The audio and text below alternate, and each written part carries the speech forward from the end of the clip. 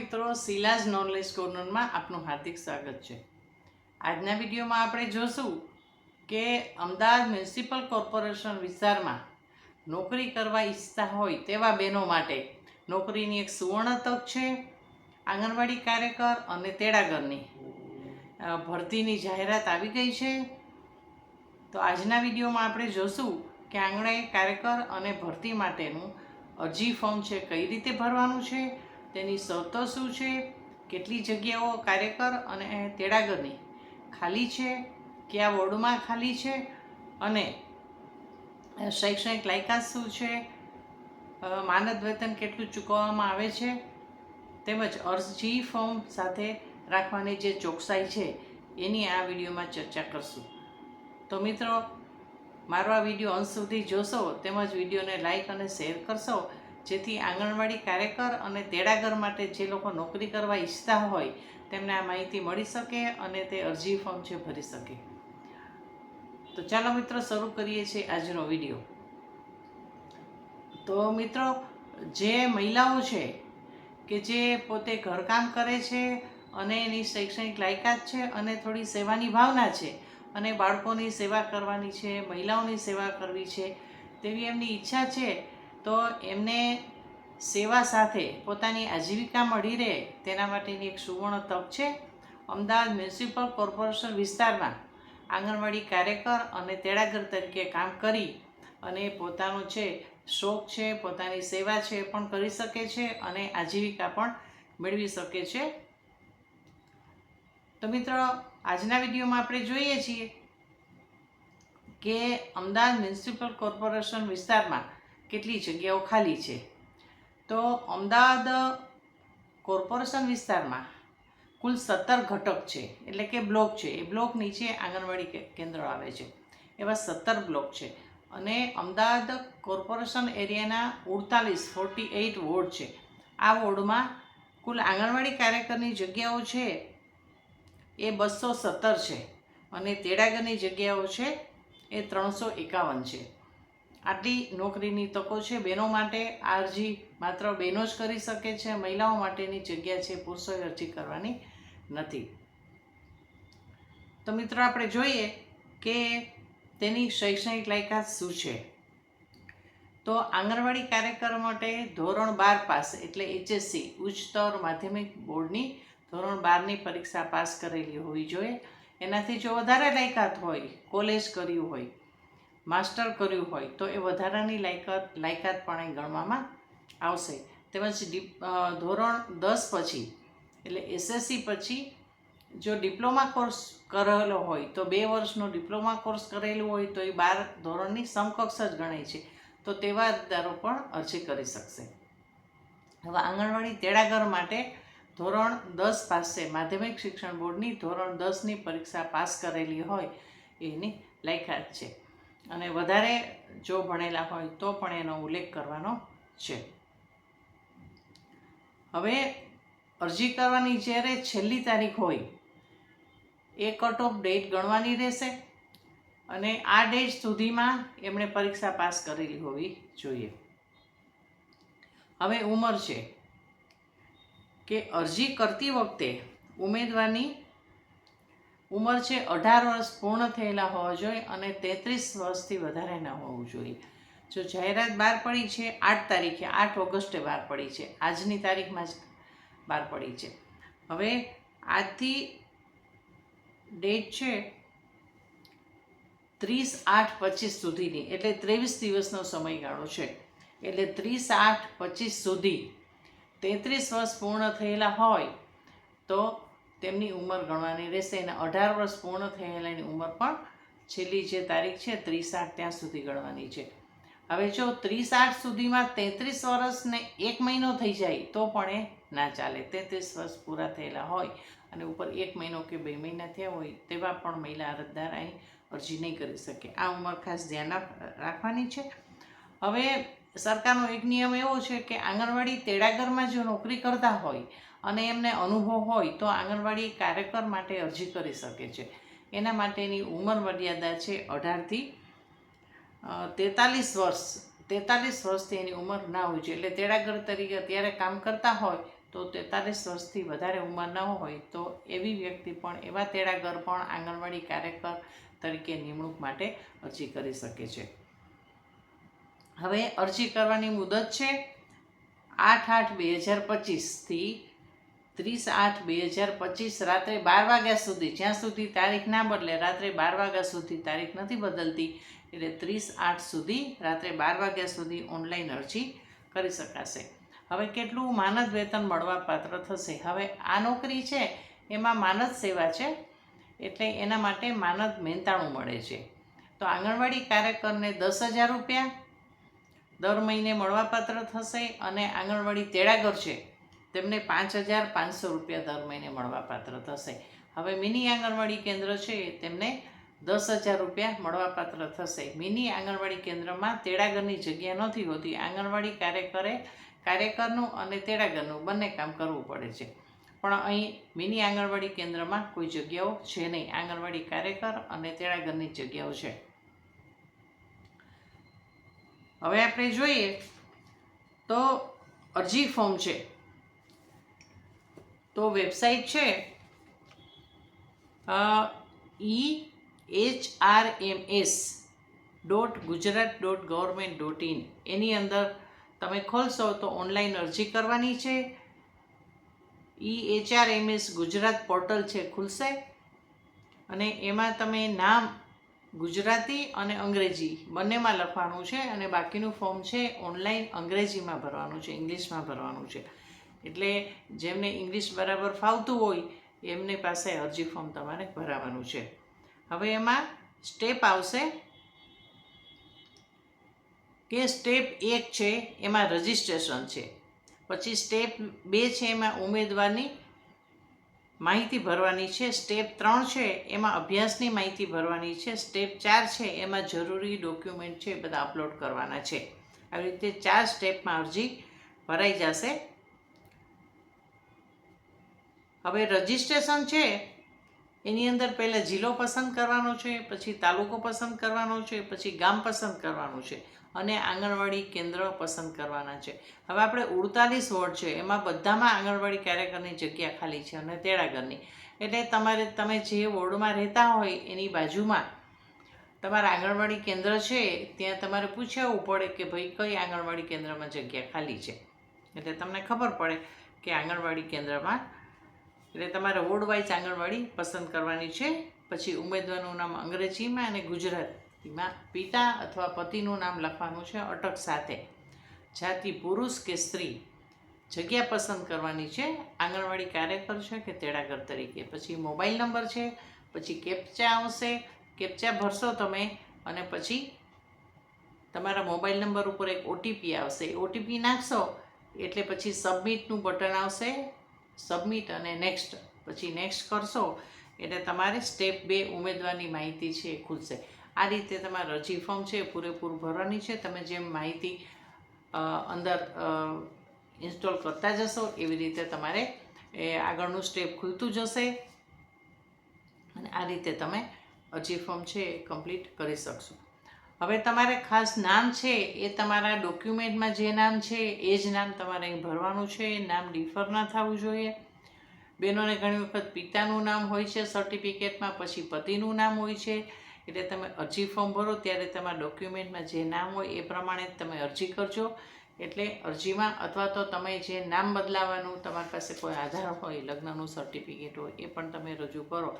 બાકી આમાં અલગ અલગ નામ હશે તો તમારી અરજી રદ થવા પાત્ર થશે. એટલે ખાસ મહિલાઓ માટે આ જગ્યા છે, એટલે મહિલાઓ ખાસ ધ્યાન રાખવાની છે કે ડોક્યુમેન્ટ છે પૂરા અપલોડ કરવાના છે. હવે આપણે જોઈએ કે કેટલીક સામાન્ય સૂચનાઓ છે, બરાબર છે. તો એ સૂચનાઓ છે એ પ્રમાણે તમારે અરજી ફોર્મ ભરતી વખતે તમારે ખાસ ધ્યાનમાં રાખવાની છે, બરાબર છે.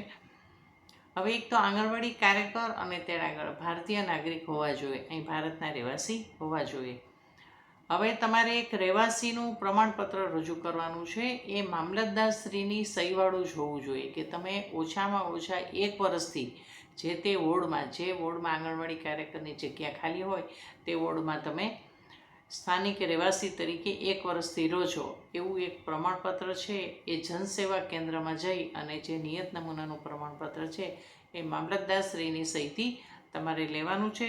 જો ગ્રામ્ય વિસ્તારમાં હો તો મહેસૂલી ગામનો ઉલ્લેખ કરવાનો છે. શહેરી વિસ્તારમાં હો તો નગરપાલિકા અથવા તો મહાનગરપાલિકાનો ઉલ્લેખ કરવાનો છે. આ રીતે તમારે એક જનસેવા કેન્દ્રમાં જઈને એક પ્રમાણપત્ર મેળવવું પડશે. હવે અનામત શ્રેણીમાં આવતા હોય તો એમણે સક્ષમ અધિકારી છે એનું અનામતનું જે તમારી જાતિ આવતી હોય અનામતમાં એનું એક પ્રમાણપત્ર રજૂ કરવાનું થશે. વિધવા હોય તો વિધવાએ પણ પ્રમાણપત્ર રજૂ કરવાનું છે. શૈક્ષણિક લાયકાતના તમામ ડોક્યુમેન્ટ છે અપલોડ કરવાના છે. એટલે તમે પહેલાં 10 પાસ છે એના તમે રજૂ કરો, પછી 12 પાસના, પછી તમે ગ્રેજ્યુએટ હો તો ગ્રેજ્યુએશનના, પછી માસ્ટર ડિગ્રી હોય તો માસ્ટર ડિગ્રીના તમામ શૈક્ષણિક લાયકાતના ડોક્યુમેન્ટ છે અપલોડ કરવાના છે.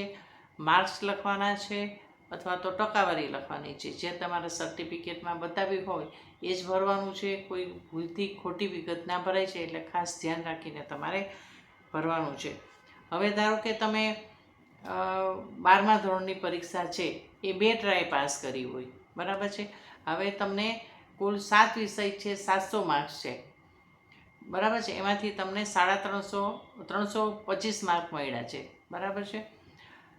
તો 25 માર્કના એક વિષયમાં તમે નાપાસ છો અને 6 વિષયમાં તમે પાસ છો, બરાબર છે. એમાં તમને 300 માર્ક છે અને બીજામાં નાપાસ છો એમાં 25 માર્ક, એટલે કુલ 325 માર્ક મળ્યા છે.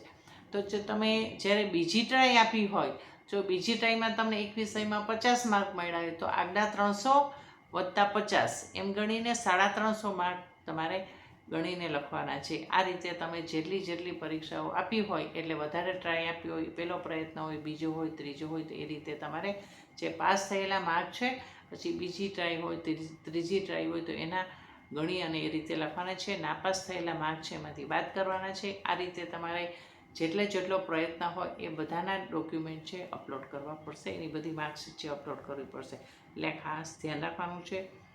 પછી અરજદારે છે અરજી સાથે પ્રમાણપત્ર અને જે વિગત ભરી છે સાચી છે કે સાચી છે અને માહિતી છે એ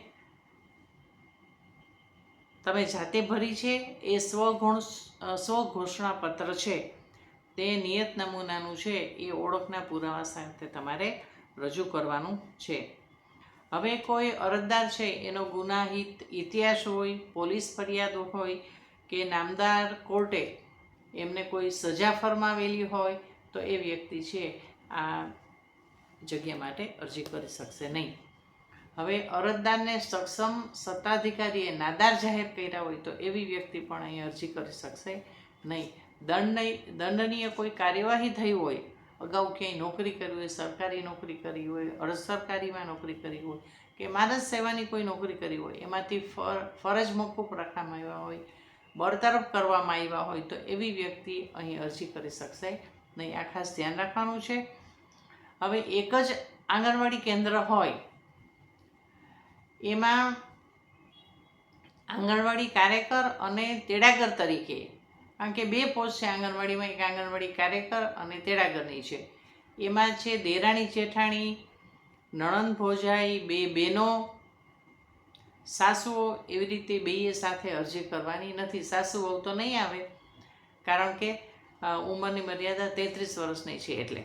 તો આવી રીતે એક સાથેના સંબંધોમાં હશે તો એની અરજી રદ ગણવામાં આવશે અને એવી વ્યક્તિ અરજી કરી શકશે નહીં. એટલે એક જ આંગણવાડી કેન્દ્ર ઉપર ઘરના સભ્યો છે એ અરજી કરી શકશે નહીં.